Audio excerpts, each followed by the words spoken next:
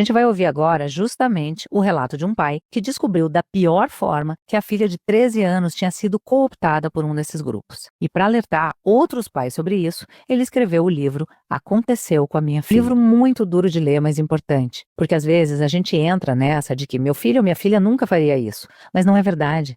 Todos eles estão suscetíveis porque são discursos sedutores, envolventes e que depois de um tempo se utilizam das vulnerabilidades desses jovens para continuar e radicalizar.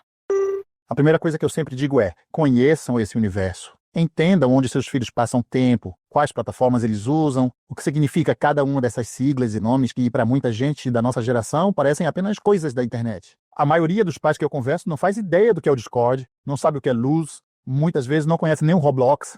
Só ouvir falar não adianta, porque o perigo não está nas palavras mais óbvias. Eu mesmo, no começo, pesquisava no WhatsApp da minha filha por termos como pornografia, mutilação, achando que ia encontrar algo ali, mas não estava lá. Estava em outro lugar, escondido num espaço que eu sequer sabia que existia. E é aí que mora o grande risco. Os jogos online e essa integração com plataformas como o Discord, que hoje funciona como um gigantesco chat sem nenhum tipo de monitoramento. Ali dentro, qualquer pessoa pode criar uma comunidade, os chamados servidores, e ali dentro se fala de absolutamente tudo. É um terreno fértil para pedofilia, racismo, indução à automutilação, sadismo puro. As crianças entram nesses ambientes muito novas e estão expostas a conteúdos e interações que a gente jamais imaginaria. Então, quando me perguntam o que eu considero mais perigoso hoje, eu respondo sem hesitar: são jogos online atrelados a plataformas como o Discord. Mas mais perigoso ainda é essa falta de consciência dos pais. O que todo pai e toda mãe precisam entender é que não existe privacidade digital para criança ou adolescente. Eu sei que dói ouvir isso, porque a gente quer respeitar, quer evitar o conflito, quer dar espaço, mas esse foi meu grande erro, acreditar que preservar a privacidade da minha filha era mais importante do que estar presente na vida digital dela.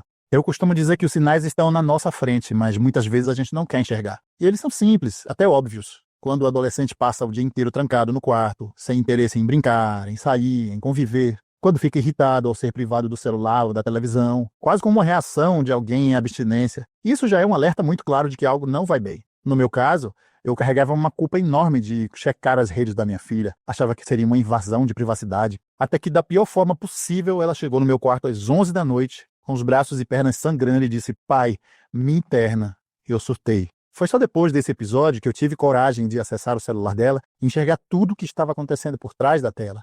E aí eu percebi que a tal privacidade não pode ser usada como desculpa quando o assunto é proteger a vida dos nossos filhos. Então, se eu puder resumir, os sinais são fáceis de identificar, mas difíceis de aceitar. Se você vê esses comportamentos, não hesite. Peça para abrir o celular, entre junto no Discord, veja quais servidores ele frequenta, leia as conversas. E tem uma coisa que eu aprendi na marra. Quando fica claro que o adolescente está sofrendo com esse vício, não existe meio termo. Assim como não existe meio gole para um alcoólatra ou uso recreativo para quem já entrou em dependência, também não existe um pouquinho de tela para quem já está dominado por essa epidemia digital. A minha experiência foi essa. Eu precisei tirar o celular completamente, cortar o mal pela raiz. Foi duro, foi doloroso, mas funcionou. Hoje, depois de todo esse processo, a minha filha é outra menina.